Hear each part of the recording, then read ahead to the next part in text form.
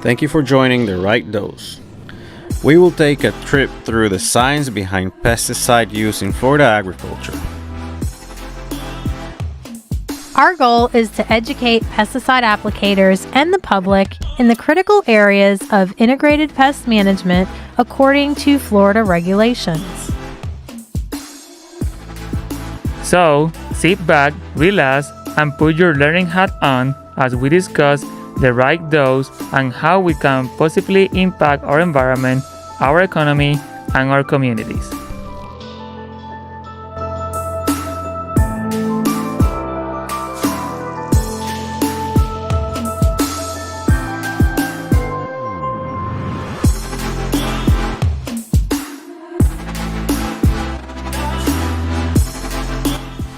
Welcome back to another episode of The Right Dose. Today we are going to spend time discussing Chapter 7.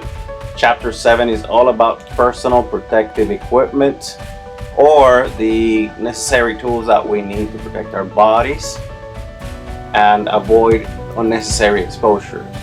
Today, like we have done in the past, we have Ms. Ella Paulillo here, Lourdes Perez, and Luis Rodriguez, all of our peer agents that are involved in the previous chapters discussing other topics related to the pesticide licensing in Florida. So let's go ahead and start with the discussion.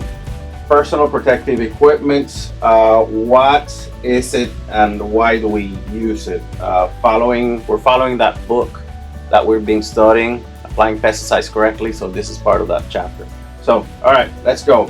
Why is personal protective equipment important, and how do we use it, Luis? Well, Jonah, like you just mentioned, the personal protective equipment is important because it's going to protect us. It's going to protect us to avoid unnecessary exposure to pesticide. Basically, as we have been mentioned before, we need to read that label, and that label is going to tell us what is going to be the minimum amount of personal protective equipment, or PPE for short, that we need to use. For example, some label will say that you need to use gloves, that you need to use long sleeve, and you need to use boots, stuff like that. And that's gonna be just the list of the minimum amount of PPEs. And legally speaking, you need to wear everything that label has listed in there. You can wear more if you want. Like if you want to wear a mask while doing a pest application and the label doesn't explicitly say that you need to use a mask, you can use a mask, but you still need to use at least the minimum amount of PPEs listed on that label. So for the sake of the listener, I want to divide this in areas, I guess, or personal protective equipment articles that we have available. So the first ones are your hands and feet. Protecting our hands or feet. What are we going to be using or needing? So the first thing I want to say about that is that we need to make sure to protect our hands and feet, because our skin, especially our hands and our forearms, is the greatest or most easiest way to get exposed to pesticide. 97% of all pesticide exposure happens between skin exposure, especially, like I said, through your hands and forearms. So it's really important to protect that. And what we use, we basically use gloves, but we need to use gloves that are chemical resistant. When we're talking about these chemical resistant gloves, we're talking about material that doesn't absorb any kind of water. Because if you use something that absorbs water, like cloth or leather or cotton, that means that pesticide could go through that glove and then reach your skin, and then you get exposed to the pesticide. And if you're using it and you're not washing it correctly, you're absorbing and accumulating on those materials. Right? Yeah, every time that we stop using personal protective equipment that can be reusable, we need to wash it carefully. So that pesticide particles that are in that glove can wash away and are safe to use. So basically, we're talking about plastics, any kind of polymers that are chemical resistant, and all those things like polyester and rubber, stuff like that are the materials that we can actually use to apply pesticide. Again, as far as this chemical resistance should be okay. Now, the other thing that we need to talk about is that we need to know how we need to position our glove depending on the job we're doing. For example, if we are basically applying pesticide above us, like if we are applying pesticide in a tree, then we're gonna have our hands raised up.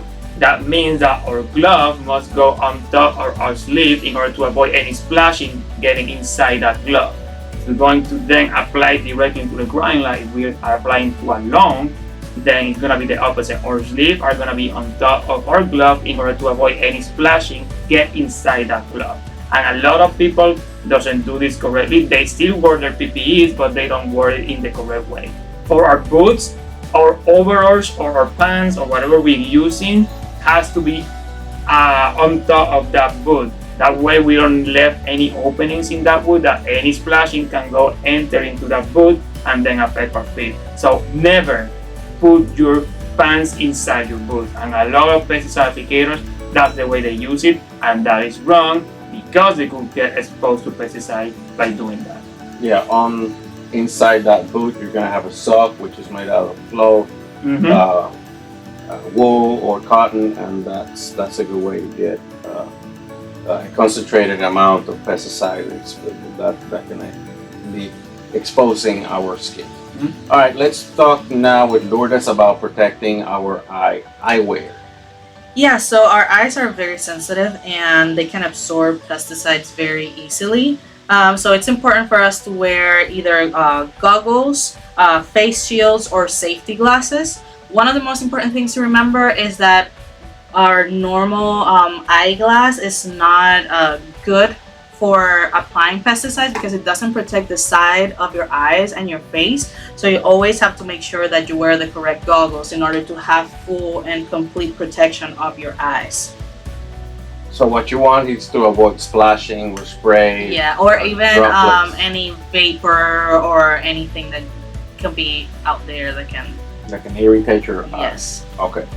How about the whole head, I guess? If the label tells you you should protect your head, you should always wear chemical resistant materials. You cannot wear any materials or any hats that are cotton or anything like that. No permeable or absorbent materials, because that will basically just infiltrate and get to your head, and then you're not really protecting it. And you can even take that home if you continue using that same hat that you wore to apply anything. So always wear chemical resistant materials. All right. Now let's talk about our respiratory tract, our nose and lungs, etc. AJ. As we learned in previous chapters, different formulations can pose different various risks to your respiratory tract. So as in like dust, you can inhale those particles, or if we're using a small droplet size, we can inhale the vapors or the droplets that are coming out of that nozzle. So what we want to make sure we do is protect our respiratory tract, and the way to do that is by wearing a respirator or mask. Again, like Luis stated before, the label is going to tell you which type of respirator is approved for that particular chemical. And that has a different range. They can range from the N95s that we all know so much about at this point to maybe a full canister respirator, all of that sort of thing. So that is listed. NIOSH, the National Institute of Occupational Safety and Health, they certify the respirators that are used here in the United States. So what that means is that those respirators have undergone testing to make sure that they say what they do what they say they're going to do and protect the user against certain particles or different solvents that are used in formulations.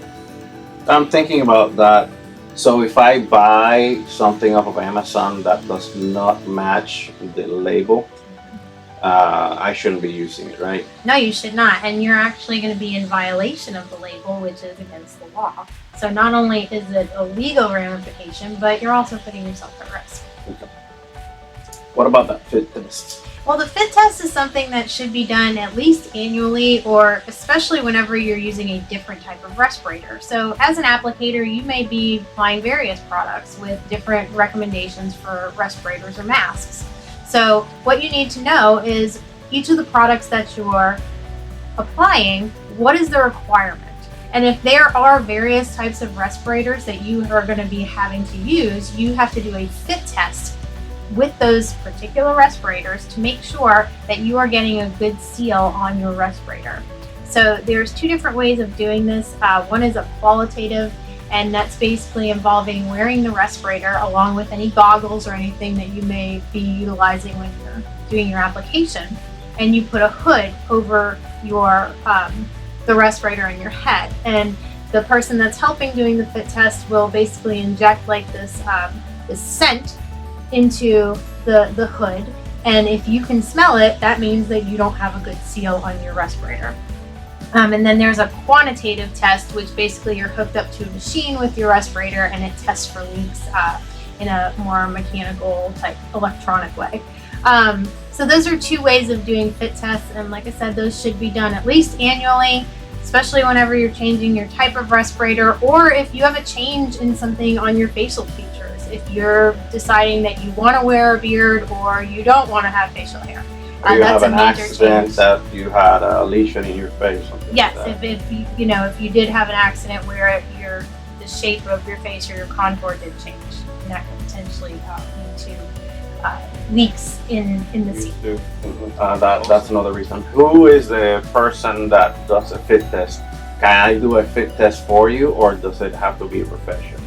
It doesn't have to be a professional, but the person that is doing the fit test should be trained in how to do this properly for sure. There are some medical companies out there that will do the fit test for you, like a third party person, or I'm sure that there's some trainings that a person could take. But it's definitely the employer's responsibility to make sure that their employees have that fit test. So speak to your supervisor if you have questions about that. Awesome. All right. Finally, we're coming to the conclusion of chapter 7. Always check the label. That's the take-home message here. Always check the label to see if you have the appropriate personal protective equipment. Especially when you're talking about that last category that we talked about, your respiratory system. It is so easy to overlook our health that we basically get in trouble just because we don't research this topic enough. Always use the right equipment, follow that label, ask questions, inspect your personal protective equipment as often as you can, clean it of course, and replace the parts that are not working properly. If you have a tear, you might have a leak, and that pesticide can be slowly exposing yourself to unnecessary risk. This has been chapter 7 again. If you want to purchase the Applying Pesticides Correctly book from the UF IFAS bookstore, we're going to post the web address where you can order your copy and you can study with us. Hopefully this can help you pass your pesticide applicator license, restricted use pesticide applicator license.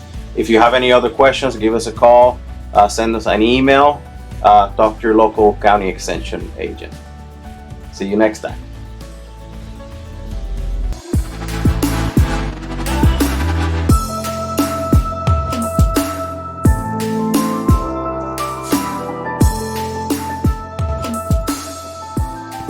The brands and trade names mentioned in this episode were used with the intention of education and not for marketing or advertisement.